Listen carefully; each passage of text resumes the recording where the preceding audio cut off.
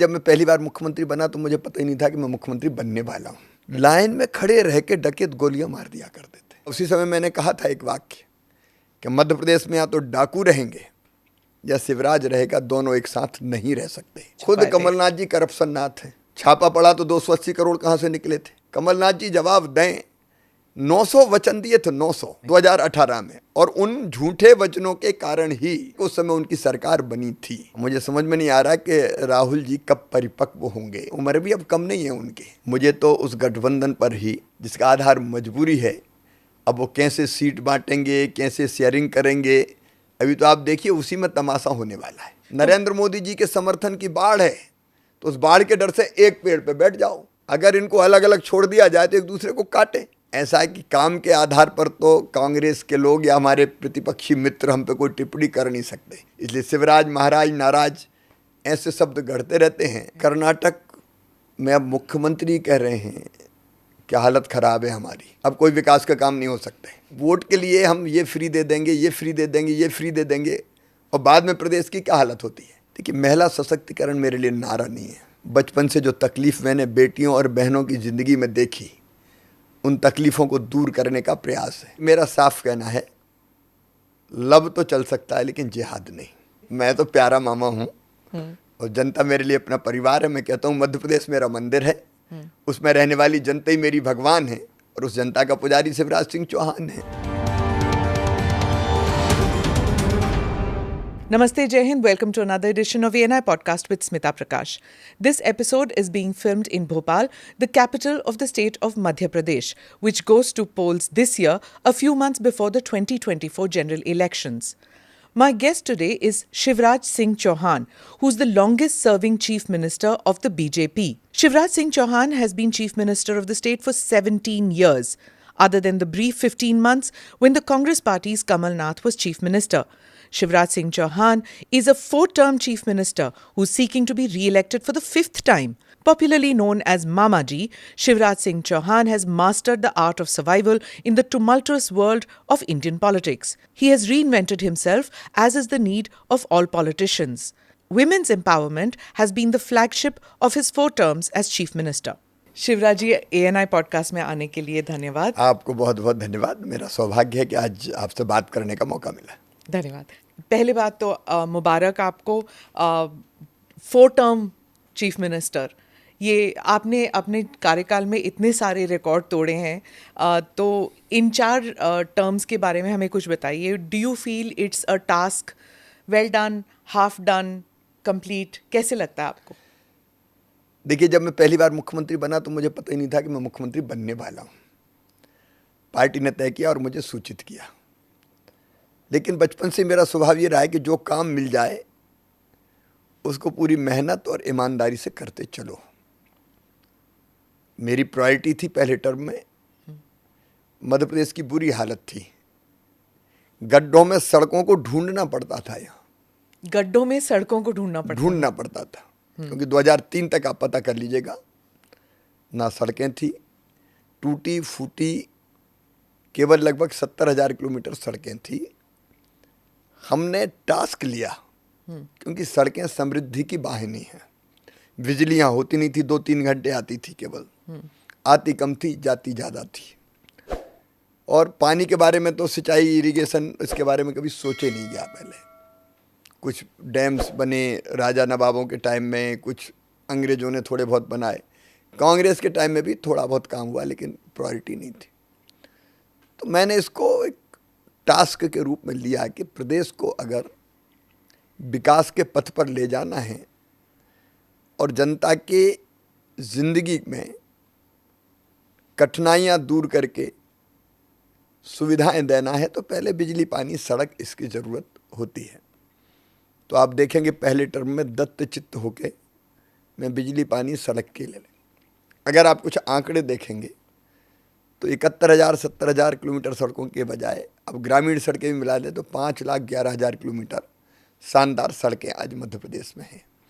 बिजली की उपलब्धता, उत्पादन तो केवल था 2900 मेगावाट, उपलब्धता 5,000 मेगावाट थी, अब बढ़ के 28,000 मेगावाट है। और इरिगेटेड लैंड मध्य प्रदेश में पुराने समय में कांग्रेस राजा नवाब अंग्रेज सबकी मिला के थी 7.5 लाख हेक्टर, आज 47 लाख हेक्टर हो गई है और 65 लाख की तरफ हम बढ़ रहे हैं। अगर आप पर कैपिटा इनकम देखें तो 11,000 रुपया हुआ करती थी, अभी 2 दिन पहले ही भारत सरकार के आंकड़े आए, अब 1,40,000 रुपया है। जीएसडीपी का साइज देखें तो केवल था 71,000 करोड़ रुपया, आज हम 15 लाख करोड़ को छू रहे हैं। हर पैमाने पर फिर हमने प्रगति करने की कोशिश की, फिर हमने एग्रीकल्चर पे ध्यान दिया, एग्रीकल्चर के बाद फिर हमने इन्वेस्टमेंट पे ध्यान दिया, फिर हेल्थ पर, एजुकेशन पर। तो कुल मिला के जब हम आए थे तो स्थिति बहुत खराब थी प्रदेश की, लेकिन आज हम काफ़ी बेहतर स्थिति में हैं। और इसलिए जब बने तो पता नहीं था कि बनना है, लेकिन पार्टी ने और जनता ने आशीर्वाद दिया तो फिर काम करने में जुट गए। शिवराज जी, पिछली बार जब मैं आपको इंटरव्यू करने आई थी तब आपका इमेज कुछ और था। उस वक्त आप एक सहज सरल से मामा जी थे और फिर उसके बाद थोड़ा बहुत बदलाव आया आपके टर्म में, अब आप बुलडोज़र मामा कहलाते हैं। तो ये एक और आपने ये भी कहा कि आरोपियों को आप 10 फीट गड्ढे में गाड़ने की बात करते हैं। तो वो वाला वो वाले मामा जी और इस वाले मामा जी में क्या फ़र्क है, क्यों हुआ? मैं जैसा था वैसे ही हूँ। देखिए, राज अगर आप कर रहे हैं, सरकार अगर आप चला रहे हैं, हम राजा नहीं है, सरकार चलाते हैं, सेवक ही हैं, तो एक सूत्र वाक्य है हमारा, सज्जनों के लिए फूल से ज़्यादा कोमल और दुष्टों के लिए वज्र से ज़्यादा कठोर। आज भी अगर देखेंगे, आज मेरे वीडियोज अगर आप देखेंगे तो मैं लोगों के से हाथ मिला रहा हूँ, गले लग रहा हूँ। एक बूढ़ी अम्मा फूल लेके खड़ी थी दूर, पास बुला के उसके गले लगा मैं। हम वैसे ही सहज और सरल है। लेकिन अगर प्रारंभ से ही आप देखेंगे तो मध्य प्रदेश में 2005-06 में डकैतों का आतंक था, और एक नहीं, कई बड़े डाकुओं के गिरोह हुआ करते थे, बॉलीवुड फिल्में बनाता था उन पे। हमने तय किया, उसी समय मैंने कहा था एक वाक्य कि मध्य प्रदेश में या तो डाकू रहेंगे या शिवराज रहेगा, दोनों एक साथ नहीं रह सकते। और विदिन 6 मंथ सारे डकैत गिरोहों का या तो सफाया हो गया, जेल चले गए, या फिर वो प्रदेश के बाहर निकल गए। नक्सलवाद ऐसा था मध्य प्रदेश में कि एक सिटिंग मिनिस्टर की गर्दन काट ले गए थे कांग्रेस के स्वर्गीय रिखीराम कावरे जी की। हमने नक्सलवाद को ध्वस्त कर दिया, सिमी के नेटवर्क को हमने तोड़ा, और सिमी के आतंकवादी अगर भोपाल जेल से भागे तो लोग भूले नहीं होंगे, एनकाउंटर में थोड़ी दूरी ढेर कर दिए गए। तो ये अगर कोई दुष्ट है, समाज के लिए, देश के लिए खतरा है, जनता की जिंदगी को जो कष्टमय बनाता है, उसका नाश करना ये हमारा कर्तव्य है। पर जब बुलडोज़र चलता है तो आरोप ये है कि अवैध तरीके से होता है, ये बिना कानून के, मतलब उनके लोगों के जो आरोपी हैं उनके घरों को ध्वस्त कर दिया जाता है। देखिए, इसमें कोई भी इल्लीगल काम हमने नहीं किया। जहाँ गड़बड़ दिखी, देखिए ऐसे लोग, मैं बड़े व्यथित मन से कह रहा हूँ कि समाज में ऐसी घटनाएं होती है जो दिल को पीड़ा से भर देती है। बेटी के साथ दुराचार किया, जेल चले गए, जेल से छूट के आए, फिर तो दूसरी बार भी ऐसे लोग भी हैं। हमको लगा कि ऐसे टेढ़े लोगों को ठीक करने के लिए कुछ और एक्स्ट्राऑर्डिनरी कदम उठाने ज़रूरी है, और इसलिए अगर बुलडोजर चलता है तो ऐसी घटनाओं पर ही चलता है। तो ये इनोवेटिव जस्टिस सिस्टम है। हम पहले पूरी जांच पड़ताल करते हैं कि इसका गलत क्या है, और फिर उस पर हमला करते हैं। देखिए, लोगों में, अपराधियों में जब तक भय पैदा नहीं होगा, जेल गए आ गए, लेकिन अगर ये भय भी है कि नहीं इससे भी ज़्यादा कुछ, तो करने के पहले उद्देश्य क्या है? उद्देश्य तो यही है ना कि समाज में क्राइम ना हो। अब ना हो तो आदर्श स्थिति कुछ ना कुछ होता है, लेकिन कैसे हम नियंत्रित कर सके, अपराधी डरे। मैं एक आर्टिकल से कोट करती हूँ, इंग्लिश न्यूज़पेपर में आया था। The Madhya Pradesh chief minister was once the face of moderate Hindutva, guest often at iftars. However, the Damoh Rao shows that the a gradual hardening of Shivraj Chauhan, और फिर आर्टिकल में ये भी लिखा जाता है कि आप हिंदुत्व के पोस्टर बॉय बन गए, जिस तरह की Modi ji as chief minister of Gujarat हुआ करते थे। पोस्टर बॉय ऑफ, ये एक कहावत है कि पोस्टर बॉय मतलब कि आप हिंदुत्व की तरफ आपका झुकाव बहुत ज़्यादा है। देखिए, हिंदुत्व का मतलब क्या है? एकम सद विप्रा बहुधा वदंतु एकम सद विप्रा बहुधा वदंती हिंदुत्व है। वसुदैव कुटुंबकम हिंदुत्व है। जियो और जीने दो हिंदुत्व है। आत्मवत सर्वभूतेषु हिंदुत्व है। विश्व का कल्याण हो, प्राणियों में सद्भावना हो, हिंदुत्व है। सर्वे भवन्तु सुखिनः हिंदुत्व है। मैं हिंदुत्व को बहुत आदर की, मैं खुद ही हिंदू हूँ, लेकिन हिंदुत्व सबका आदर और सबको स्नेह करता है। हाँ, लेकिन ये भी कहा है कि यदा यदा ही धर्मस्य ग्लानिर्भवति भारत अभ्युत्थानम धर्मस्य तदात्मनम सृजाम्यहम् परित्राणाय साधूनाम विनाशाय च दुष्कृताम।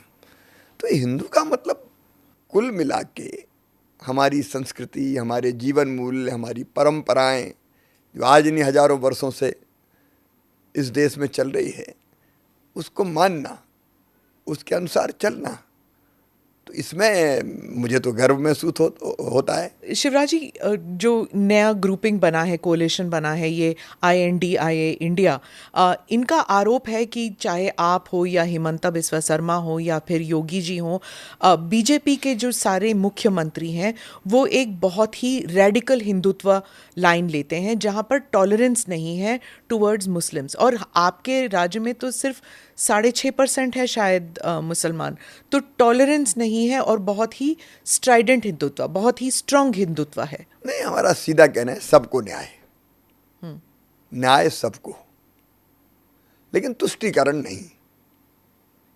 यही हमारा सूत्र वाक्य शासन चलाने का। जी, हाल ही में एक वीडियो चला था जब आप एक दलित व्यक्ति के पैर धो रहे थे क्योंकि उनके साथ अन्याय हुआ था।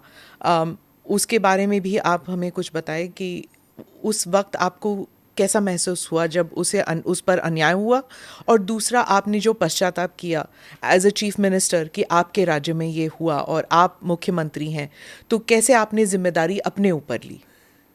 एक अमानवीय काम हुआ, मन व्यथित हुआ, पीड़ा से भरा, और मुझे लगा कि जिसके साथ ही अमानवीयकृत हुआ है वो भी तो उसी चेतना का अंग है जिसके हम हैं। सिया राम मैं सब जग जानी, एक ही चेतना सब में है, उसकी भी गरिमा और सम्मान है। अगर उसको ठेस पहुंची है तो उसकी भरपाई मैं करूं, और मेरे लिए तो अपनी जनता ही भगवान है। गरीब आदमी ही तो नारायण है। पंडित दीनदयाल उपाध्याय जी ने यही तो कहा, दरिद्र ही नारायण है। तो अपने उस नारायण को मैंने बुलाया और मैंने पैर धोए और पश्चाताप भी किया, क्योंकि इस तरह की घटनाएं समाज में नहीं होनी चाहिए। होती है तो मन को व्यथित करती है, ना हो इसका इंतजाम भी करेंगे, और अगर हो गई तो कैसे गले लगा के उसकी तकलीफ कम कर सकें, उसको आदर सम्मान मान दे सकें। और खुद भी मुझे कहने में कोई संकोच नहीं कि हम पश्चाताप भी करेंगे, हमारे रहते हुए ये हुआ। आप अपने कार्यकाल के बारे में बता रहे थे कि कैसे नक्सलवाद के खिलाफ आपने कदम उठाए, माफिया के खिलाफ हो या फिर डकैतों के खिलाफ हो। जो फर्स्ट टाइम वोटर्स हैं, जो 2023 में जो वोट देने वाले हैं, वो शायद उस वक्त सिर्फ 4 या 5 साल के होंगे। उनको शायद ये बात याद भी नहीं होगा कि यहाँ पे मध्य प्रदेश में डाकू हुआ करते थे, डाकुओं का राज था काफ़ी एरियाज़ में। मुझे याद है सर, जब मैं इन माय चाइल्डहुड, जब हम लोग जयंती जनता या फिर ग्रैंड ट्रंक एक्सप्रेस हमारी चलती थी, और जब मध्य प्रदेश में आते थे हम सेकंड क्लास में ट्रैवल करते थे, क्योंकि LTC में सिर्फ सेकंड क्लास में मिलता था गवर्नमेंट ऑफिसर्स को। तो उस वक्त सारे विंडोज़ बंद कर देते थे और ताला मार दिया जाता था और लाइट्स ऑफ होते थे जब मध्य प्रदेश से गुजरते थे। तो वो मेरे जनरेशन को वो वक्त याद है, लेकिन जो फर्स्ट टाइम वोटर्स हैं उनको तो शायद ये याद भी नहीं रहेगा। तो जब आप इस बात को दोहराते हैं कि आपने कैसे उनको हटाया डेकॉइड्स को, तो क्या do people understand, young voters? देखिए, दोनों चीज़ हैं। हम कौन थे, क्या हो गए, कल क्या थे आज क्या है, वो याद दिलाना भी चाहिए। मुझे याद है कि एक बारात में मैं गया था बस से, मेरे कजिन थे, उनकी बारात थी। तो जैसे ही हम शिवपुरी से निकले थे, शिवपुरी की डांग कहते थे, तो इतने घबराए हुए थे लोग, दिन दिन में निकल जाओ, शाम नहीं हो जाए, नहीं तो डाकू आ जाएंगे। लाइन में खड़े रह के डकैत गोलियां मार दिया करते थे। अपहरण एक उद्योग था, आतंक का ऐसा वातावरण था। अब उसको ठीक करने का काम हमने किया, लेकिन केवल वो नहीं है।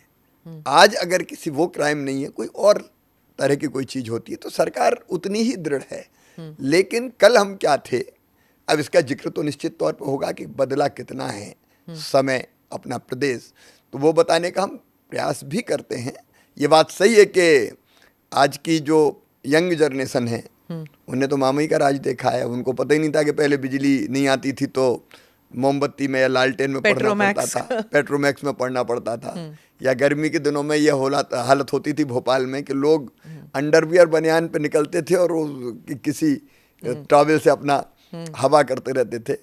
लेकिन आज बहुत बेहतर स्थिति है। इससे बेहतर और हम कहाँ ले जाएंगे, हम वो भी बताते हैं, और पीछे क्या था हम वो भी बताने का प्रयास करते हैं। चलिए 2018 के इलेक्शन में आती हूँ। उस वक्त हुआ क्या था शिवराज जी, बताइए, क्योंकि सब चकित हो गए थे कि इतनी जल्दी क्या पड़ी थी जाके रेजिग्नेशन या फिर हैंडओवर करने की, क्यों नहीं ऑपरेशन कमल का टैक्टिक यूज़ किया गया, क्योंकि बीजेपी इतनी जल्दी हार तो मानती नहीं है। मतलब गैप क्या था, 109 था आपका और 114 था कांग्रेस का। तो ये तो कोई बड़ी बात नहीं है बीजेपी के लिए, आराम से सीटें और आ सकती थी, कुछ लोग इधर से उधर। और कहा जाता है कि उस वक्त आ भी रहे थे लोग, सागर तक पहुंच गए थे और फिर आप मिले नहीं, आप चले गए, पेपर दे दिया गवर्नर को। ऐसे क्यों किया आपने? दादी, दो चीजें थी। एक, हम नंबर हमारा कम था, वोट हमारे ज्यादा थे, परसेंटेज ज्यादा थे। हाँ, परसेंटेज ज्यादा था, और बहुमत कांग्रेस का भी नहीं था। उस समय भी कोशिश की जा सकती थी, लेकिन मुझे लगा कि ये नैतिक रूप से सही नहीं है। जिनको ज़्यादा सीट मिली उनको सरकार बनाना चाहिए। दूसरी चीज़ ये थी कि उनको जो वोट भी मिले थे उनकी झूठी घोषणाओं के कारण मिले थे। कर्ज माफ़ कर देंगे, बेरोजगारी भत्ता देंगे, 900 वादे किए थे कांग्रेस ने, 900 वचन, और उनमें से कोई पूरा नहीं किया उन्होंने उस समय। लेकिन मेरे मन में लगा कि भाई सीट ज़्यादा है तो अब ये सरकार चलाएं, और इसलिए मेरे मन में तो बेचैनी थी कि अब मुझे नहीं रहना, मेरी सीट कम है। तो मैंने रिजाइन करने के बाद कहा था कि नाउ आई एम फ्री, और मैं मस्ती से अपना दे के निकल आया था। ये बात सच है कि लोग आ रहे थे, उस समय भी मैनेज किए जा सकते थे, कोशिश की जा सकती थी, लेकिन लगा कि ये नहीं करना चाहिए, इसलिए छोड़ के निकल गए।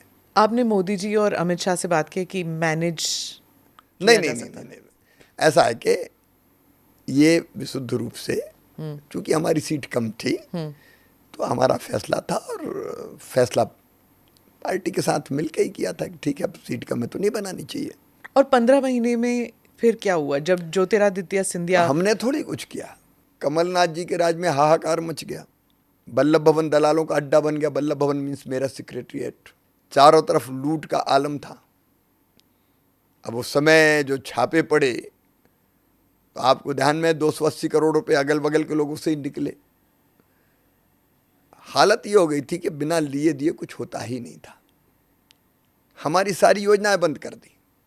मैं आपको उदाहरण देता हूं, मैं बच्चों को लैपटॉप के लिए 25,000 रुपये देता था, जो अच्छे नंबर लाते थे 12th में, लैपटॉप देना बंद कर दिया। गरीब बहन बेटा बेटी को जन्म देती थी तो जन्म के पहले 4,000 और जन्म के बाद 12,000 हम देते थे, ताकि वो थोड़ा रेस्ट कर सके और अच्छा खाए पिए, पोषण के लिए। वो भी कमलनाथ जी ने बंद कर दिए। हम बेटियों की शादी करते थे, मास मैरिजेज होती थी सरकार की तरफ से, इन्हें शादी तो हो गई, पैसे ही नहीं दिए। हम तीर्थ दर्शन करवाते थे तो तीर्थ यात्रा इन्हें बंद कर दी। केवल इतना नहीं किया इन्हें, प्रधानमंत्री आवास योजना के मकान प्रधानमंत्री जी श्रीमान नरेंद्र मोदी जी ने भेजे, वो मकान ही स्टेट का शेयर नहीं दिया, वापस कर दिए। जल जीवन मिशन 2019 में पीएम साहब ने प्रारंभ किया, वो जल जीवन मिशन इन्हें शुरू ही नहीं किया। प्रधानमंत्री किसान सम्मान निधि की सूची नहीं भेजी। भाई प्रधानमंत्री श्रीमान नरेंद्र मोदी जी 6,000 रुपया किसानों को दे रहे हैं, आपका क्या बिगड़ता था? लेकिन वो सूची तक नहीं भेजी गई। इनने बेगा भारिया शहरिया बहनों को हम 1,000 रुपया देते थे आहार अनुदान, ट्राइबल्स, हाँ ट्राइबल्स, जो अत्यंत पिछड़ी जनजाति थी, जी, उनका 1,000 रुपया बंद कर दिया। विकास के सारे काम ठप कर दिए। चारों तरफ भ्रष्टाचार का आलम था। और जब ऐसी चीजों पर टोका श्रीमान ज्योतिरादित्य सिंधिया जी ने, तो ये उनसे ही अकड़ गए कि सड़क पे आ जाओ, निपट लेंगे, देख लेंगे। तो हम तो ये देख के व्यथित हो रहे थे कि बड़ी मुश्किल से हम प्रदेश की गाड़ी को विकास की पटरी पर लेके आ पाए, और ये सत्यानाश किए दे रहे हैं पूरा। लेकिन आपने अपने लोगों को भी हर्ट किया। और जब सिंधिया जी ने कहा कि वचन निभाओ, वादे पूरा करो, तो कमलनाथ जी ने उनको ही आंखें दिखा दी कि तुम आ जाओ सड़क पे। तो सिंधिया जी अपने साथियों को लेके आ गए। अब फिर हम क्या करते? एक तरफ इतनी निकम्मी और नाकारा भ्रष्ट सरकार, दूसरी तरफ कांग्रेस पार्टी टूट के खुद ये फैसला कर रही है कि हमको इस सरकार में नहीं रहना। तब प्रदेश के हित में हमने सरकार बनाई। आपने अपनी टीम को मनाया कैसे? क्योंकि बीजेपी उस 2018 के चुनाव में तो नारा ये था कि माफ करो महाराज, हमारा नेता शिवराज। अब फिर सिंधिया जी लेके आते हैं 22 लोग, कांग्रेस पार्टी की मानसिकता वाले लोग, वो आते हैं आपकी सरकार में, कैबिनेट में आ जाते हैं। आप अपने लोगों को कैसे मनाते कि भाई आप 20-25 साल से काम कर रहे हो, पीछे हटो, ये लोग आ गए हैं, इनको देना पड़ेगा मंत्री पद? भारतीय जनता पार्टी अद्भुत है और हमारा कार्यकर्ता अद्वितीय है। वो केवल अपने लिए काम नहीं करता, हम काम करते हैं अपने देश के लिए, समाज के लिए, उस विचार के लिए जिसको हम एकात्म मानव दर्शन कहते हैं। और उस विचार को पूरा करने के लिए, क्रियान्वित करने के लिए, देश और प्रदेश को आगे बढ़ाने के लिए हमारा कार्यकर्ता हर परिस्थिति में तैयार रहता है। जब लगा कार्यकर्ताओं को कि नहीं ठीक है, सरकार बन रही है तो बनना चाहिए, तो लोगों ने उनको गले लगाया और आज मिलके हम समरस हो गए। जैसे दूध में शक्कर मिलके एक हो जाती है, हम लोग एक हो गए, एक परिवार के सदस्य हैं, एक राह के राही है, लक्ष्य हमारा एक है, तो मिलके हम सब एक हो गए, सब माने, सबने मिलकर तय किया।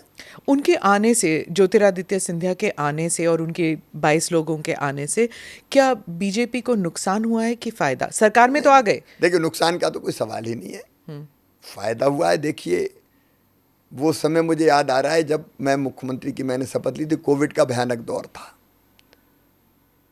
और उस समय अगर कांग्रेस की सरकार होती तो पता नहीं क्या होता, क्योंकि कोविड से निपटने की कोई तैयारी नहीं की गई थी उस समय। कमलनाथ जी तो आईफा जैसे आयोजनों में उलझे हुए थे। तो मैं तो ये मानता हूं कि शायद ये प्रदेश की जनता का सौभाग्य था या भगवान की कोई मर्जी कि भारतीय जनता पार्टी की सरकार यहाँ बन गई और हम लोग मिलकर परिस्थिति से निपटे। पर यहाँ पे जो मीडिया है वो कहती है कि अब बीजेपी 3 गुटों में बंट गया है, शिवराज भाजपा, महाराज भाजपा और नाराज भाजपा। एक गुट है जो कोप भवन में बैठा हुआ है नाराज भाजपा की। अब क्या होने वाला है? ऐसा है कि काम के आधार पर तो कांग्रेस के लोग या हमारे प्रतिपक्षी मित्र हम पे कोई टिप्पणी कर नहीं सकते, इसलिए शिवराज, महाराज, नाराज ऐसे शब्द गढ़ते रहते हैं। अब हम सब एक हैं और मैं, जैसा मैंने बताया कि एक साथ मिलके एकजुट होकर काम कर रहे हैं। जैसे ज्योतिरादित्य सिंधिया जो है वो ग्वालियर में वो स्ट्रांग है, वहाँ पे उनके जो लोग हैं वो लॉयल्टी उनकी तरफ है, बीजेपी की तरफ नहीं, एक इंसान की तरफ है। तो जैसे जो नगर पालिका का जो महापौर है उन पे उनका कैंडिडेट होता है, BJP has lost its power out there, ऐसे है? बिल्कुल ऐसा नहीं है। एक तो ज्योतिरादित्य जी केवल ग्वालियर के नेता नहीं है, वो प्रदेश के लीडर है। और ये सौभाग्य कि भारतीय जनता पार्टी में प्रदेश स्तर के हमारे कई साथी नेता हैं जिनकी पहचान पूरे प्रदेश में है। और हम लोग जब कैंडिडेट भी कोई तय करते हैं तो मिल के तय करते हैं। कई बार ये हो जाता है, अनएक्सपेक्टेड हार जीत हो जाती है, लेकिन काम मिल के करते हैं। 2023 के लिए जो कैंडिडेट्स चुने जाएंगे वो कहाँ पे चुने जाएंगे? यहाँ भोपाल में या फिर दिल्ली में? देखिए, भारतीय जनता पार्टी की परंपरा है, विचार विमर्श का एक दौर चलता है प्रदेश में और उसके बाद अंततः फैसला होता है केंद्रीय चुनाव समिति में। यहाँ नाम पर चर्चा होती है और अंतिम मोहर लगती है जो हमारी केंद्रीय चुनाव समिति है उसमें। तो ये तो चयन की हमारी प्रक्रिया है। आपके कार्यकाल में जो आपका फ्लैगशिप प्रोजेक्ट था वो लाडली स्कीम है, विमेंस एम्पावरमेंट। इनफैक्ट कुछ लोग कहते हैं कि महिलाओं के लिए तो मौज है शिवराज जी के टेन्योर में, क्योंकि सारे स्कीम्स जो है विमेन एम्पावरमेंट के लिए है। Here's a short primer about the Ladli scheme. The Ladli Behna scheme's aim is to promote economic empowerment of women in Madhya Pradesh. Under this scheme, an amount of rupees 1,000 is deposited in women's bank accounts every month. The eligibility is women from the age bracket of 21 to 60. The Chief Minister has also now enhanced the amount to rupees 1,250 and then 1,500 and then 1,750 and then 2,000 and after that 2,250, 2,500 and then 2,750 till it goes up to 3,000 finally. The sisters or Behnas will be included in the Lakhpati Club, making them Lakhpatis in the coming 5 years. तो women's empowerment और लाडली scheme इसके बारे में कुछ बताइए हमें. देखिए, महिला सशक्तिकरण मेरे लिए नारा नहीं है. बचपन से जो तकलीफ मैंने बेटियों और बहनों की ज़िंदगी में देखी, उन तकलीफ़ों को दूर करने का प्रयास है. मैंने स्मिता जी बचपन में देखा था अपने गांव में कि बेटा जन्म लेता था तो खुशियां मनाई जाती थी. बधाई गाओ, लड्डू बांटो, हवाई फायर करो, ढोल बजाओ. और बेटी अगर पैदा हो गई तो माँ का चेहरा ही उतर जाता था, जैसे बेटी नहीं हो गई हो, आफत हो गई हो.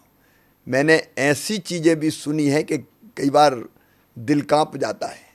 ये तक होता था कि बेटी अगर पैदा हुई तो पैदा होते ही तम्बाकू या दबा दो तो मर जाए. अब इसका परिणाम ही, और जैसे विज्ञान ने प्रगति की और ये पता चलने लगा कि कोख में जो पल रहा है वो बेटा है कि बेटी है.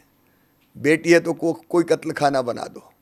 सेक्स रेशियो की हालत यहाँ ये हो गई थी कि 1000 बेटों पे केवल 912 बेटियाँ पैदा हो रही थी. ये देख के मेरे मन में इतनी पीड़ा होती थी, मैं बयान नहीं कर सकता. मैं कुछ नहीं था उस समय, लेकिन मैं सोचता था कि हे भगवान, ये भेदभाव क्यों? बेटा बेटी एक ही माँ की कोख में पलते हैं और जन्मते हैं, उनमें भेद क्यों होता है? तो मन में तब से पीड़ा होती थी कि ये भेद मिटना चाहिए. मैंने ऐसे दृश्य देखे हैं कि पति पत्नी का झगड़ा हुआ. मेरे घर के सामने एक घर था, तो पति उठाता था डंडा और पत्नी को मारता था. वो रोती हुई दौड़ती हुई हमारे घर में घुस जाती थी. तब ये हालत थी महिला की. तो तब मेरा मन कहता था कुछ होना चाहिए. ये स्त्री पुरुष की समानता क्यों नहीं? स्त्री आखिर क्यों इतना अन्याय सहन करे? मैंने वो दृश्य देखे हैं स्मिता जी कि बेटा बेटी को जन्म देने के 2 दिन पहले तक मजदूर बहन काम करती थी खेतों में, और बेटा बेटी को जन्म देने के बाद 8 दिन का बच्चा नहीं होता था, उसको घर पे छोड़ के खेत की मेड़ पे रख के दिन भर मजदूरी करती थी, ढंग से दूध तक नहीं पिला पाती थी. तब मेरा मन करता था कि ये भेदभाव ख़त्म कैसे होगा. और जब मैं कुछ भी नहीं था तब भी मेरे मन में ये भाव था, और इसलिए मुझे जहाँ मौका मिलता था, मैं एक छोटी सी सामूहिक विवाह का कार्यक्रम था, तो मैं वक्ता अच्छा था तो बोलने का मुझे मौका मिल गया. मुख्य अतिथि के आने में देर थी तो बोले इस लड़के को खड़ा कर दो. मैंने वहाँ कहा कि बेटा बेटी दोनों को बराबर मानो. तो एक बूढ़ी अम्मा खड़ी हो गई, बड़ी बात कर रहा है, बेटा बेटी को बराबर मानो. बेटी अगर बड़ी हो गई तो शादी में दहेज का इंतजाम क्या तू करवाएगा? तो मुझे लगा कि हे भगवान, ये भाषण से नहीं होगा, कुछ करना पड़ेगा. और इसलिए जब मैं पहली बार MLA बना, मैंने बेटियों की शादी करना शुरू की अपने मित्रों के साथ मिलकर कि शादी होनी चाहिए ताकि बेटी की शादी बोझ ना हो. फिर मैंने जैसे ही चीफ मिनिस्टर बना, सबसे पहली योजना मैंने यही बनाई, मुख्यमंत्री कन्यादान योजना, कि बेटी की शादी में आप कर्जा नहीं लोगे, बेटियों की शादी सरकार करेगी, शादी बोझ नहीं होगी. मेरी योजना मैंने बनाई लाडली लक्ष्मी. लाडली लक्ष्मी, मेरे मन में यह भाव आया कि बेटी को जब तक बोझ मानेंगे लोग पैदा नहीं होने देंगे, और इसलिए बेटी लखपति पैदा हो, ये मेरे मन में भाव आया. मैंने अपने अफसर बुलाए और उनसे कहा कि ऐसी योजना बनाना है कि बेटी लखपति पैदा हो. तो पहले तो वो हंसने लगे, उनको लगा कि नया मुख्यमंत्री बनाए तो जोश है तो 2-4 दिन कहेगा फिर चुप हो जाएगा. लेकिन मैंने कहा कि मैं बनाऊंगा. मध्य प्रदेश में अब जो बेटी पैदा होगी वो लखपति ही होगी. और हमने तय किया कि 30,000 रुपये के बचत पत्र बिटिया के जन्म के साथ ही खरीद के उसके माता पिता के हाथ में दे देंगे. उसको मैंने पढ़ाई से जोड़ा. 5वीं पास करके 6वीं में जाए तो 2,000, 8वीं से 9वीं में जाए तो 4,000, 11वीं में 6,000, 12वीं में 6,000, कॉलेज में एडमिशन ले तो 12,500, पास करे तो फिर 12,500, ताकि बेटियों को पढ़ाएं भी कॉलेज तक लोग. और 21 साल की हो जाए तो 1 लाख. आज लगभग 40 लाख लाडली लक्ष्मी बेटी मध्य प्रदेश की धरती पर हैं, जिन बेटियों को मैंने गोद में लेके वो दिए थे स्वीकृति पत्र. आज वो कॉलेज में पहुंच के जब मुझसे कहती मामा, तो मेरा रोम रोम पुलकित हो जाता है और मुझको लगता है कि मेरा जीवन सफल हो रहा है. इसलिए मैं कह रहा हूँ कि इसका इम्पैक्ट ये हुआ कि 912 नहीं, अब 1000 बेटों पे 956 बेटियाँ पैदा हो रही है. लेकिन मैं यहीं नहीं रुका. मध्य प्रदेश पहला राज्य था जिसने योजना बनाई 50% रिजर्वेशन. स्थानीय निकाय के चुनाव में बहनों को नहीं लड़ने ही नहीं देते थे चुनाव. वो मेयर नहीं बन सकती, वो सरपंच नहीं बन सकती. पुलिस में भी. हाँ, उसके बाद पुलिस में हमने 30% का. हाँ. इतना विरोध किया। पुरुष जो अफसर थे हमारे, अरे सर कबाड़ा हो जाएगा फोर्स का, सब सत्यानाश हो जाएगा। मैंने कहा कि किसी भी कीमत पर 30% बेटियां पुलिस में आएंगी ही, क्योंकि मैं जानता था थाने में अगर अन्याय की शिकार कोई बहन गई और पुलिसकर्मी मिल जाए तो क्या वो अपनी मन की बात कह सकती है क्या? जी। हमने तय किया कि नहीं, बेटियां होंगी। और फिर हमने महिला हेल्प डेस्क बनाई हर एक थाने में, वो भी हमने किया। 50% रिजर्वेशन हमने शिक्षक जैसी नौकरियों में दिया, ओवरऑल 33% दिया। एक और चीज़ हमने की कि अगर बेटी या बहन के नाम से कोई संपत्ति खरीदेगा तो स्टाम्प शुल्क केवल 1% लगेगा। उसका परिणाम ये हुआ कि पति ने अपनी पत्नी से कहा कि तेरे नाम पे मैं करवा रहा हूँ खेत, मकान, दुकान, क्योंकि रजिस्ट्री का पैसा बच जाएगा। 45% रजिस्ट्री आज महिला के नाम पे होती है मध्य प्रदेश की धरती पर। लेकिन एक लाडली बहना, मैं, क्योंकि ये मेरे लिए बहुत इमोशनल विषय है, गरीब या निम्न मध्यम वर्गीय बहन, 1000 रुपये की भी जरूरत पड़ जाए, बेटा बेटी आके गोद में बैठ गया, माँ किताब दिला दे, माँ मेरी फ्राक फट गई, फ्राक दिला दे, मांगना पड़ता है। फिर माँ की इच्छा होती कि दिलाऊं, लेकिन मांगने जाती, पैसा नहीं मिलते, तो माँ के दिल पे क्या गुजरती। आइसक्रीम खिला दे माँ, बीमार हो गए तो 100 रुपये की दवाई लाना है, दिला दे माँ। या मायके गई तो भाई के बेटा बेटी उनका बुआ क्या लेके आई। अब मजबूर सी लगती थी उस समय मुझे, और वो बहनों की तकलीफ में पास से देखता था। और इसलिए मैंने तय किया कि देखिए, आधी आबादी है ये, क्या धरती के संसाधनों पर इसका कोई हक नहीं है? क्या स्त्री और पुरुष समान नहीं होना चाहिए? क्या आर्थिक रूप से बहनें बंधुआ होना चाहिए? और इसलिए मुझे लगा कि इनका हक है, और इसलिए हमने तय किया कि 1000 रुपया महीना देंगे, जिसको बढ़ाते हुए मैं 3000 तक ले जाऊंगा। ये मुख्यमंत्री लाडली बहना योजना मेरे अंतरात्मा से निकली है, और मैं जानता हूं कि इसके कारण बहनों की तकलीफें कितनी कम हुई है, कितनी दूर हुई है। आपकी जो स्कीम है लाडली बहना सेना, इसके बारे में कुछ बताएं। पर उससे पहले here's a primer. Ladli Behna Sena will also be formed in the state. Women volunteer armies with 21 members will be formed in big villages and 11 members in small villages. Ladli Behna Sena will fight against injustice and exploitation. These forces will help women to get benefits of their welfare schemes. हमने ये तय किया है, देखिए केवल पैसा बांटना मेरा लक्ष्य नहीं है। मेरा टारगेट है कि 10,000 रुपया मासिक आय एक बहन की घर का कामकाज करते हुए होना चाहिए। अब वो केवल सरकारी तंत्र नहीं करेगा। हमने स्व सहायता समूह बनाए मध्य प्रदेश में, 53 लाख बहनें सेल्फ हेल्प ग्रुप से जुड़ी है, और कई तरह के काम हमने उनको दे दिए। कुछ काम वो खुद कर रही है, कुछ सरकार की तरफ से भी, जैसे स्कूल की यूनिफॉर्म बनाएंगी, पोषण आहार की फैक्ट्रीज वो चलाएंगी, 7 पोषण आहार की फैक्ट्रीज हमारी सेल्फ हेल्प ग्रुप की बहनें चला रही। अभी हमने फैसला किया कि टोल टैक्स जहाँ 2 करोड़ तक वसूल होता है वो दे देंगे सेल्फ हेल्प ग्रुप को हम, और 1 लाख रुपया अगर वो वसूल करेंगे तो 30,000 रुपया उनको दे देंगे। तो महिला आर्थिक रूप से सशक्त हो, उसका अभियान हमारा चला। लेकिन इन योजनाओं को क्रियान्वित करने के लिए मुझे बहन में से ही कुछ बहनें निकालनी, और उसका नाम दिया हमने लाडली बहना सेना। 11 बहनें छोटे गांव में, बड़ा गांव है तो 21 बहनें, और वो खुद इस काम को करेंगी। और उनको बाकायदा शासकीय सेना मान के, सेना मीन्स सेवा करने वाली, उनको अधिकार दे रहे हैं कि इन योजनाओं का क्रियान्वयन आप देखो। जी, कांग्रेस के कमलनाथ जी ने कहा है that women are not safe in Madhya Pradesh. उन्होंने कहा कि बीजेपी एक ऐसी सरकार है, जो बीजेपी मध्य प्रदेश सरकार है, जहां पर जो मशहूर है कि औरतों पर अत्याचार यहां पर होता है। कमलनाथ जी के मुंह से ये शोभा इसलिए नहीं देता कि जो महिलाओं के प्रति इतनी आदर की दृष्टि नहीं रखते, हमारी पूर्व मंत्री को आइटम कह के बुलाते हैं भाषणों में और फिर हंसते हैं, और कहते हुए मुझे तकलीफ होती है कि एक वरिष्ठ नेता टंचमाल जैसे शब्दों का इस्तेमाल करते हैं। तो उनका महिलाओं के प्रति आदर से कोई लेना देना नहीं है।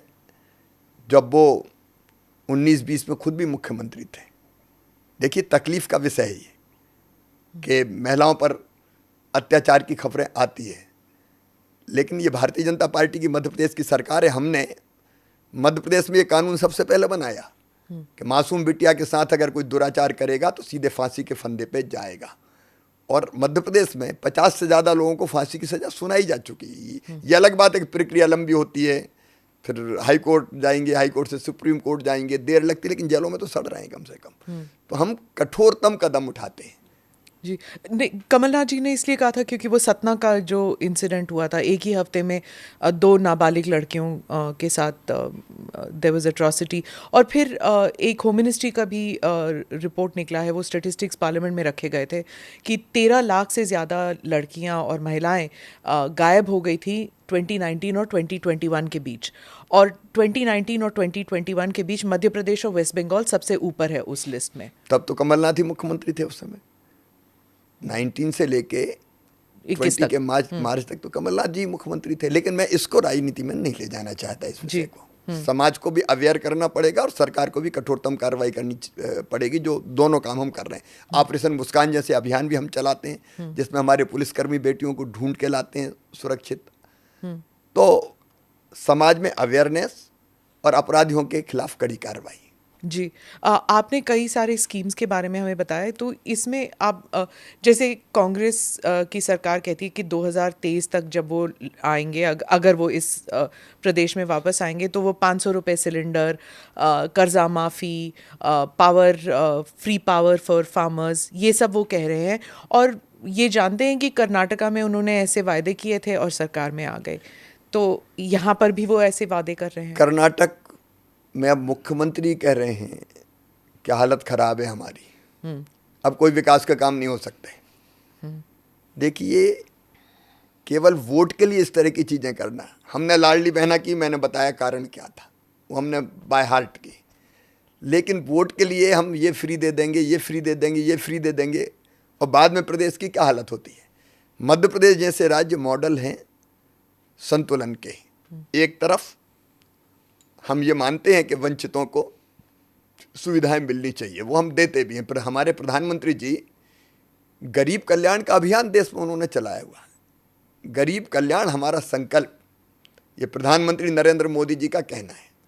और इसलिए चाहे राशन का सवाल हो, उज्ज्वला रसोई गैस कनेक्शन हो, प्रधानमंत्री आवास हो, आयुष्मान भारत योजना हो, बीमा की कई योजनाएं हो, प्रधानमंत्री जी स्वयं चलाते हैं। लेकिन ये ज़रूरत है, कांग्रेस ये वोट के लिए करती है, वोट कैसे बटोरें, वोट कैसे बटोरें।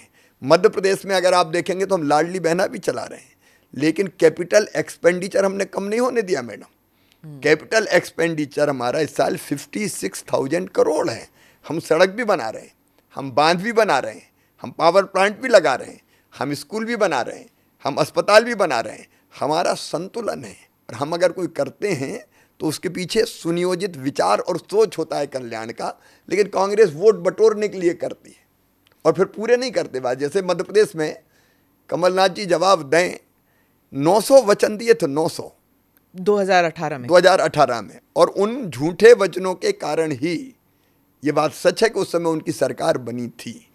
कुछ लोग आगे झांसे में कि कर्जा माफ़ हो जाएगा, बेरोजगारी भत्ता मिल जाएगा, सेल्फ हेल्प ग्रुप का कर्जा माफ़ हो जाएगा, दूध में इतने लीटर बोनस मिलेगा, हर फसल पे बोनस मिलेगा, पता नहीं कितनी घोषणाएं कर डाली, बाद में कुछ नहीं कर पाए। कर्नाटका की बात करती हूँ, वहाँ पर जो सरकार थी, बम्बई सरकार, उन पर 40% का एलिगेशन किया था कांग्रेस ने, और हर जगह पोस्टर छपवाए थे। मध्य प्रदेश में भी उन्होंने कोशिश की थी कि 50% वाली सरकार करके पोस्टर छपवाए थे। खुद कमलनाथ जी करप्शन नाथ है, पूरी दुनिया कहती है, मैं क्या कहता हूँ। छापा पड़ा तो 280 करोड़ कहाँ से निकले थे? उनके अगल बगल के लोगों से निकले थे, जो गले गले तक कमीशन और भ्रष्टाचार में डूबे हों, उन भगवान भरोसा करेगा। एक दिक्कत यहाँ पर है कि ये जो परीक्षा भर्ती को लेकर स्टूडेंट्स काफ़ी दुखी हो जाते हैं कि वहाँ पर सिस्टम्स में प्रॉब्लम हो जाती हैं, तो फिर रद्द किया जाता है एग्जामिनेशन। क्यों नहीं ये मैडम, हम ही हैं जो शासकीय नौकरियों में भर्ती का अभियान चलाते हैं। हमने पिछले 15 अगस्त को कहा था 1 लाख शासकीय नौकरियां देंगे। अभियान चल रहा है, लगभग 60,000 भर्तियां हो गई है। एक भर्ती में कुछ आपत्ति आई तो हाई कोर्ट के रिटायर्ड जज उसकी जांच कर रहे हैं। मैं इतना ही कहूँगा कि जो कुछ होता है पूरी तरह से पारदर्शी होता है, कहीं कोई गड़बड़ नहीं होती, और कहीं संदेह अगर उठा तो संदेह से परे ये भर्तियां होनी चाहिए। इसलिए जैसे ही संदेह के बादल छाए, हमने तत्काल कहा कि अभी नियुक्ति नहीं होगी, और कोई सरकार का अधिकारी भी जांच नहीं करेगा, हाई कोर्ट का जज जांच करेंगे। सर, हम आपके कार्यकाल के में, you been in power for so long, anti incumbency एक फैक्टर होता है। एक पॉलिटिशियन को बार बार अपने आप को रीइन्वेंट करना पड़ता है। आपने अपने आप को काफ़ी रीइन्वेंट किया, जैसे मैंने पहले कहा था, मामा जी से आप बुलडोज़र मामा भी बने। आप नक्सल और माफिया और डिकॉयटी, इन तीनों पर आपने काबू पाया। तो उसके बाद आप you started becoming a person who from बिजली सड़क पानी से लेकर आप बार बार अपने आप को रीइन्वेंट करते हैं।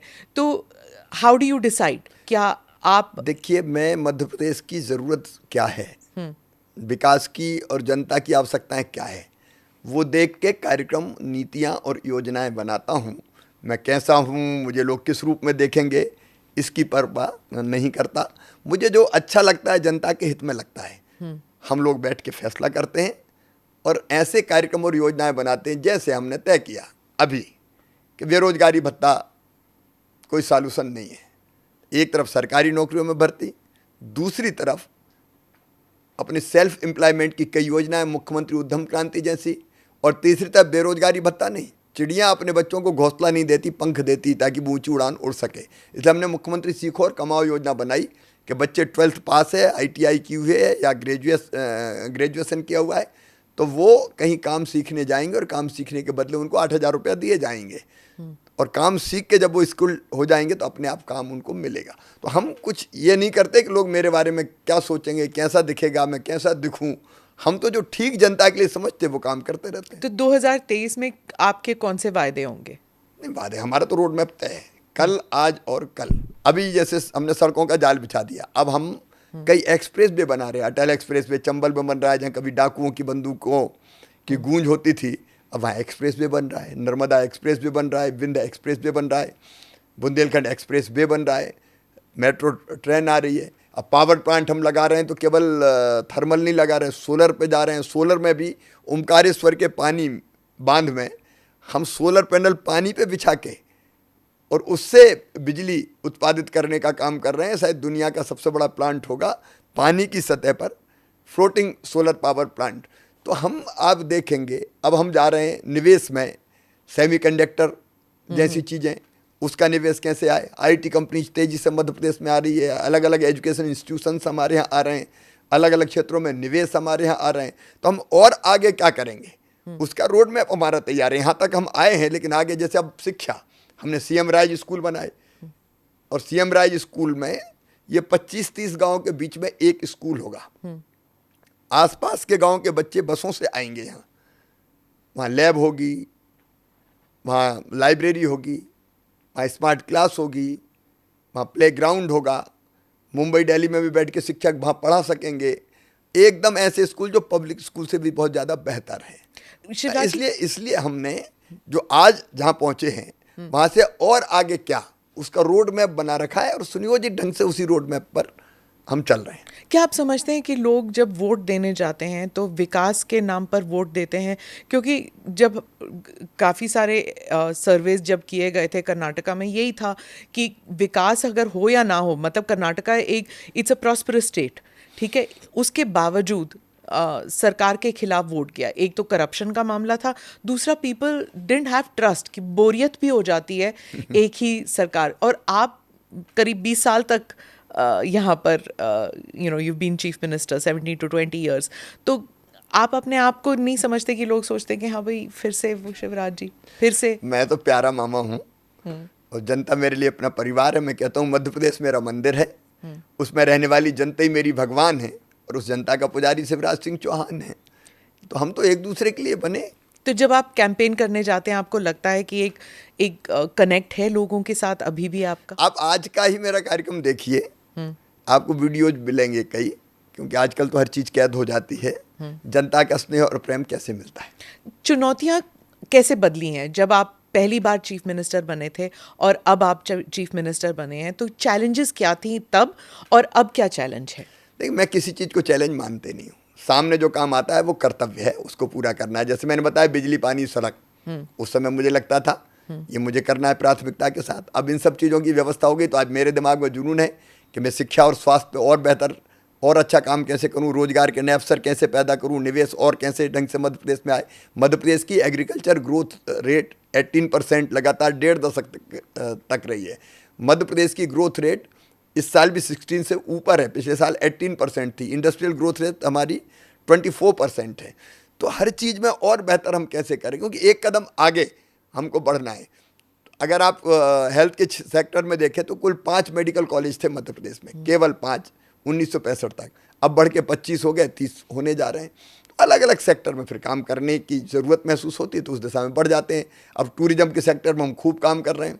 अब मध्य प्रदेश आप देखिए टाइगर स्टेट है, हम टाइगर स्टेट, हम लेपर्ड स्टेट, हम वल्चर स्टेट, हम घड़ियाल स्टेट, अब तो चीता स्टेट भी हैं। तो अलग अलग क्षेत्रों में और कैसे बेहतर काम करें उसकी हम कोशिश करते रहते हैं। राहुल गांधी जब यहाँ आए थे तो उन्होंने तो कहा था कि बस शिवराज चौहान अब हारने वाले हैं और कमलनाथ की सरकार आने वाली है, ये तो तय है, सारे सर्वेस भी यही बता रहे हैं। दिल को बहलाने को गालिब ख्याल अच्छा है। अब मुझे समझ में नहीं आ रहा कि राहुल जी कब परिपक्व होंगे। कभी वो धान की रुपाई करने लगते हैं खेतों में जाके, अरे भैया हमने तो खुद ही धान की रुपाई करी है। कभी वो किसी ट्रक में बैठ जाते हैं क्लीनर और ड्राइवर के साथ, कभी वो घर पे किसान से बात करते हैं। अब वो क्या करना चाहते हैं, कभी बड़े विरक्त से लगते हैं, जैसे बैरागी हो गए हों, किसी चीज़ से कोई मतलब ही नहीं। परिपक्वता आज तक उनमें कभी दिखाई नहीं दी, और इसलिए ऐसे कमेंट्स करना कुछ भी उनके लिए बड़ी आसान बात है। उनको सचमुच में अब परिपक्व हो जाना चाहिए। उम्र भी अब कम नहीं है उनकी, अब तो 50 के पार तो शायद हो ही गए जहाँ तक मैं सही हूँ तो। लेकिन इतनी आसानी से कह देना आप तो बन जाएंगे, और कैसे बन जाएंगे? भाई जनता बीजेपी के साथ है, लोग हमारे साथ। जो इंडिया ग्रुपिंग बनी है INDIA की ग्रुपिंग, उसके बारे में आप क्या समझते हैं? शेर की खाल ओढ़ के कोई भेड़ या शेर नहीं बन जाता। आप जैसे हैं वैसे रहोगे। आपने नाम बदल लिया तो क्या आपके काम बदल जाएंगे? क्या आपके प्रति दृष्टिकोण बदल जाएगा? अभी जितने लोग इकट्ठे हो रहे हैं, क्या भ्रष्टाचार के जो दाग उन पर हैं, नाम बदलने से वो दाग खत्म हो जाएंगे? क्या परिवारवाद के जो आरोप उन पर है, क्या वो आरोप खत्म हो जाएंगे? अब जब वो देख रहे हैं कि प्रधानमंत्री श्रीमान नरेंद्र मोदी जी की अपार लोकप्रियता है, मोदी जी आज देश नहीं दुनिया के नेता हैं, और देश को जिन ऊंचाइयों पर ले गए कोई सोच नहीं सकता। एक ऐसे प्रधानमंत्री जो दिन और रात अगर सोचते हैं तो अपने देश के बारे में सोचते हैं, देश की जनता के बारे में सोचते हैं, और अब तो मैं कहूँगा कि केवल देश और जनता नहीं, दुनिया के बारे में सोचते हैं। ग्लोबल वार्मिंग, क्लाइमेट चेंज, पर्यावरण के विषय हो, अब एक धरती, एक परिवार, एक भविष्य, जो इस तरह का सोच जिनका हो, अब उनसे मुकाबला तो करते बनता नहीं है। अब मुकाबला करते नहीं बनता तो क्या करें? नरेंद्र मोदी जी के समर्थन की बाढ़ है तो उस बाढ़ के डर से एक पेड़ पे बैठ जाओ। अगर इनको अलग अलग छोड़ दिया जाए तो एक दूसरे को काटे, एक दूसरे के खिलाफ ही काम करते हैं, अलग अलग राज्यों में लड़ते रहें, और किस ढंग से लड़ते रहें ये देश जानता है, मुझे कहने की जरूरत नहीं है।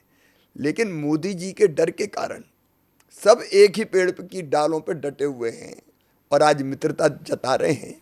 इनकी असलियत जनता जानती है। आप ये कह रहे हैं कि वो डर रहे हैं मोदी जी से, लेकिन ये इनका जो गठबंधन है वो कह रहे हैं कि बीजेपी डर गई है इसलिए एनडीए को रिवाइव कर रही है। एक तो वो बात, दूसरा खुद मान रहे हैं वो कि ये मजबूरी है इसलिए एक साथ हो रहे हैं। नहीं, ये मजबूरियां उनको मजबूत थोड़ी बनाएंगी। अलग अलग विचार, सोच और अलग अलग काम जिनके रहे हैं वो एक होके कहाँ से मुकाबला करेंगे? देखिए, एनडीए एकजुट है नरेंद्र मोदी जी के नेतृत्व में, हम सब पीछे खड़े हुए हैं। दूसरी बात एक देश की जनता का विश्वास चाहिए। विश्वास मोदी जी पर है, विश्वास बीजेपी पर है, विश्वास एनडीए पर है, उसलिए कोई मुकाबला ही नहीं है। दीवार पर साफ लिखा हुआ है 2024 में फिर नरेंद्र मोदी जी आ रहे हैं भारी बहुमत के साथ। 2019 में 29 में से 28 सीट्स आई थी आपकी बीजेपी की। 2024 में आप उसको बेटर तो नहीं कर पाएंगे, वो तो नहीं हो सकता। नहीं, अब इस बार हम 2024 में 29 में से 29 जीतेंगे। अच्छा, 29 में से 29, बहुत बड़ी बात कह दी आपने। सर, मैं यही पूछूंगी कि जो सीट शेयरिंग जो उन्होंने जो करने वाले हैं इंडिया वाले, तो उसमें आप क्या समझते हैं कि कांग्रेस कितने सीट दे सकती है बाकी पार्टियों के लिए? मुझे तो उस गठबंधन पर ही जो अननेचुरल है, जिसका आधार विचार है ही नहीं, जिसका आधार मजबूरी है। अब वो कैसे सीट बांटेंगे, कैसे शेयरिंग करेंगे, अभी तो आप देखिए उसी में तमाशा होने वाला है। इंडिया की जो ग्रुपिंग है वो कहती है कि अगर बीजेपी तीसरे टर्म में आ जाती है तो जो सारे इंस्टीट्यूशंस हैं, जुडिशरी हो जाए या फिर पार्लियामेंट हो, संसद हो जाए या फिर इलेक्शन कमीशन, हर इंस्टीट्यूशन को वो अपने कब्जे में ले लेगी। वैसे ही वो अपने कब्जे में ले रही है, कह रहे हैं। मीडिया भी ख़त्म हो जाएगी और तीसरे टर्म में तो किसी ना किसी तरह इन्हें हराना ही है। तो एक मकसद तो है ना उनका एकजुट होने का। सारे आरोप उनके या जो वो कह रहे हैं हास्यास्पद है, कोई इस पे विश्वास नहीं करेगा। ये वो लोग हैं जिन्होंने लोकतंत्र का गला घोंटने का पाप किया था। 1975 में इमरजेंसी कौन ने लगाई थी? यही कांग्रेस थी जिसने इमरजेंसी लगाई थी, लोकतंत्र का गला घोंटा था, संविधान की धज्जियां उड़ा दी थी। ना अपील, ना वकील, ना दलील। मैं उस समय केवल 17 साल का था और जेल गया था DIR में, डिफेंस ऑफ इंडिया रूल्स। मुझसे खतरा था देश की सुरक्षा को। तो ये लोग आज बात कर रहे हैं। भारतीय जनता पार्टी, हमारे नेता प्रधानमंत्री श्रीमान नरेंद्र मोदी जी, हम सब लोकतांत्रिक परंपराओं का, मूल्यों का, संविधान का, संस्थाओं का आदर करते हैं और उसी के अनुरूप देश चल रहा है। कोई जनता इनका कहना माने की थोड़ी, तो मजबूरी है। बात दूसरी है, ये रंगे स्यार की तरह व्यवहार कर रहे हैं। कारण कुछ और है। कारण ये है कि भ्रष्टाचारी मारे जाएंगे, मोदी जी फिर आ गए तो कोई बचेगा नहीं। और इसलिए कैसे भी झूठे मूठे आरोप लगा के हम गठबंधन बना के अगर बच सकते हैं तो बचें, लेकिन गलत काम करने वाले बचेंगे नहीं और ऐसे लोग सत्ता में आएंगे नहीं। सर, आपने परिवारवाद का आरोप लगाया है। बीजेपी अक्सर कहती है, चाहे TMC के बारे में हो या कांग्रेस के बारे में, सपा, बसपा, सबके बारे में कहते हैं, परिवारवाद का आरोप लगाती है। वो लोग कहते हैं कि बीजेपी में भी तो सेकंड जनरेशन पॉलिटिशियंस हैं, आपकी पार्टी में भी बहुत सारे लोग हैं जो सेकंड या कुछ तो थर्ड जनरेशन पॉलिटिशियंस हैं। देखिए, परिवारवाद का मतलब होता है एक पीढ़ी। आप देखेंगे बाकी पार्टियों को, अगर कांग्रेस की बात करें तो गांधी परिवार का कोई विकल्प उन लोगों ने नहीं ढूंढा। एक आध बार अपवाद स्वरूप कहीं नरसिम्हा राव जी बन गए हों, बाद में कितना बेइज्जत करके उनको निकाला गया था, आज नाम तक उनका नहीं देते। आप भारतीय जनता पार्टी को देख लीजिए, डॉक्टर श्यामा प्रसाद मुखर्जी, पंडित दीनदयाल उपाध्याय, अटल जी, अडवाणी जी, मोदी जी, अमित जी, इनमें से कौन ऐसी परिवार की श्रृंखला से आया है? आप देखिए। लेकिन वहाँ आप देख लीजिए, पूरे खानदान का खानदान ऊपर से लेकर नीचे तक, और अगली पीढ़ी भी तैयार है। ऐसे ही अगर आप देख लें, अलग अलग पार्टी में, नाम नहीं ले रहा, समय नहीं लेना चाहता, अलग अलग राज्यों में जो पार्टियां कभी सत्ता में आई या अपोजिशन में हैं, वो केवल अपने परिवार को ही पोषित करने का काम करती है। ये परिवारवाद है। अगर कोई अपनी मेहनत के कारण एक परिवार का कोई और सदस्य आ गया राजनीति में, तो वो परिवारवाद नहीं है। लेकिन केवल खानदान की परंपरा चलती रहे और मैं मेरे बाद मेरे बेटे के हाथ में कमान सौंप जाऊं, तो ये परिवारवाद है। ये लोकतंत्र में नहीं चलता, नहीं चलना चाहिए। आपके परिवार से कोई राजनीति में आना चाहता है? आपके बेटे को देखा है कि वो भी सोशल वर्क में करते हैं वगैरह, क्या वो तो काम करना तो अधिकार है, क्या वो राजनीति में अभी उनका कोई इरादा नहीं है। लेकिन इसका मतलब ये थोड़ी है कि तुम बिल्कुल दूर चले जाओ, तुम कुछ मत नहीं करोगे। अब उसकी भारतीय जनता पार्टी में आस्था है तो वो काम करते हैं। जी। मैं सभी अब मेरे सारे गेस्ट से ये पूछती हूँ मेंटल और फिजिकल हेल्थ के बारे में। मैंने देखा है कि आप भी योगा करते हैं, आपने योगा डे में आप योगा करते हैं। Mental and physical well being, how important is it to you, और आपकी टीम में जो आपके साथ काम करते हैं उनके लिए कितना ज़रूरी है? मैं तो आज भी, जब मैंने कुछ नियुक्ति पत्र बांटे शासकीय नौकरी के लिए, तो मैंने यही कहा कि थोड़ा समय निकाल के फिजिकल एक्सरसाइज, वो योगा भी हो सकती है या जो भी आपको पसंद हो, ज़रूर करना चाहिए। लेकिन उसके साथ साथ प्राणायाम और ध्यान, ये दोनों ज़रूर करना चाहिए, क्योंकि मेंटली फिट रहना भी, फिजिकली फिट रहना भी ज़रूरी है और मेंटली फिट रहना भी ज़रूरी है। मेंटल पीस भी ज़रूरी है, मानसिक शांति, और उसका सबसे अच्छा साधन है ध्यान। एकाग्रचित्त होके हम कुछ देर अंतर्मुखी हो जाएं। हमने एक विभाग यहाँ बनाया है, उसका नाम है आनंद विभाग। अच्छा। डिपार्टमेंट ऑफ हैप्पीनेस, और उसमें हम जनता को भी और हमारे शासकीय कर्मचारियों को भी एक विराम करके कार्यक्रम होता है जिसमें हम कहते हैं कि थोड़ी देर ध्यान करो, सारी चीज़ें भूल के अंदर झांक के देखो। तो ये बहुत ज़रूरी है कि हम आज की व्यस्त आपाधापी से समय निकाल कर कई बार अपने बारे में विचार करें, और ध्यान आपको अंतर्मुखी बनाता है, आपकी आंतरिक शक्तियों का जागरण भी करता है, और आपको मानसिक शांति होती है तो फिजिकली भी आप ज़्यादा फिट होते हैं, आप ज़्यादा बेहतर काम कर पाते हैं। शिवराज जी, आपने वाजपेयी जी और अडवाणी जी के साथ भी काम किया है, और अब मोदी शाह टीम में भी आप हैं।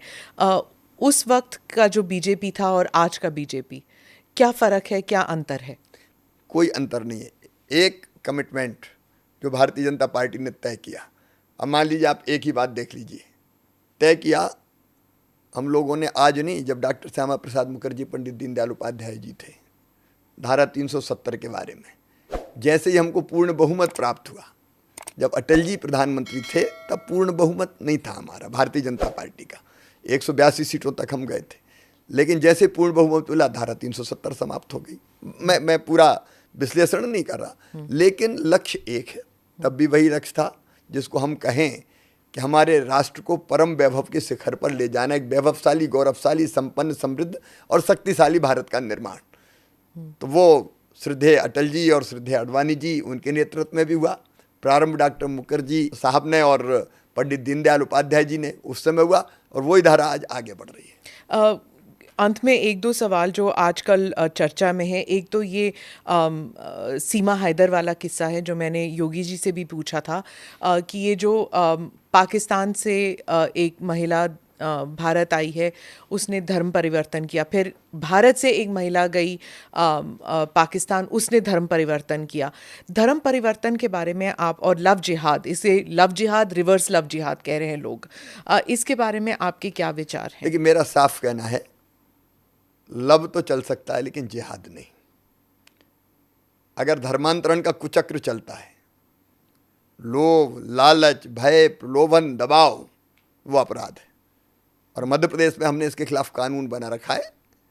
हम कठोर कार्रवाई करते हैं, कठोरतम कार्रवाई। लेकिन इस ढंग से अगर कोई करेगा तो उसको हम नहीं छोड़ेंगे, हम साफ कहते हैं, वो नहीं होना चाहिए, वो कुचक्र है। बीजेपी के जो गोल दिया है प्रधानमंत्री ने विश्व गुरु बनने का, कि भारत विश्व गुरु बनने वाला है, बनने के कगार पे है, उसके बारे में लोग बहुत से ऑपेड्स निकलते हैं कि ये हास्यास्पद है कि आप विश्व गुरु कह रहे हैं जब यहाँ पर कुपोषण जैसे महामारी कह दीजिए, या फिर दिक्कतें बहुत सारे राज्यों में हैं। तो it's a big issue कि we cannot even feed so many of our people as yet. तो क्या is it too much of a goal? देखिए, दोनों चीज़ें तेज़ी से हो रही। एक, गरीबी कम हो रही है। आपने देखा अभी आंकड़े, 3 करोड़ से ज़्यादा लोग गरीबी जो रेखा थी उसके बाहर निकल के आए हैं। प्रधानमंत्री नरेंद्र मोदी जी के नेतृत्व में भारत तेज़ी से गरीबी दूर करने का काम भी कर रहा है, और फिर जो आर्थिक रूप से कमज़ोर है उनको इतनी सुविधाएं दे रहे हैं। ये राशन इसलिए, मकान इसलिए, गैस कनेक्शन इसलिए, ये इलाज की व्यवस्था इसलिए कि व्यक्ति मजबूर ना रहे। हम तेज़ी से बाहर आ रहे हैं उससे। एक दूसरी चीज़ आप देखिए, प्रधानमंत्री जी ने कहा $5 ट्रिलियन की इकोनॉमी बनाएंगे देश को, तेज़ी से काम कर रहे हैं। आज हम तीसरी सबसे बड़ी अर्थव्यवस्था बनने की तरफ तेज़ी से जा रहे हैं। कब भारत इतनी तेज़ी से आगे बढ़ा, मुझे कोई बताए। हम कई मामलों में आज दुनिया का नेतृत्व कर रहे हैं। अब योगा क्या है, आज दुनिया के 178-180 से ज़्यादा लोग योगा को अडॉप्ट कर रहे हैं, मान रहे हैं। भारत ने आज नहीं, हजारों साल पहले कहा कि प्रकृति का शोषण मत करो, दोहन करो। शोषण और दोहन में अंतर है। आम के पेड़ में फल लगे हुए हैं, तोड़ लो तो ये दोहन है, और पेड़ ही काट दो ये शोषण है। ये आज नहीं, प्रकृति की पूजा भारत ने हजारों साल पहले की। हमने तो देवतात्मा हिमालय, नदियों को हमने माताएं माना, हमने गोवर्धन की पूजा की। दुनिया आज वो मान रही है कि बिना पर्यावरण के दुनिया बच नहीं सकती, और इसलिए कई मामलों में, जलवायु परिवर्तन के मामले में हम दुनिया को दिशा दिखा रहे हैं। प्रधानमंत्री जी ने टारगेट फिक्स किए कि भारत कब किस लक्ष्य को अचीव करके दिखाएगा।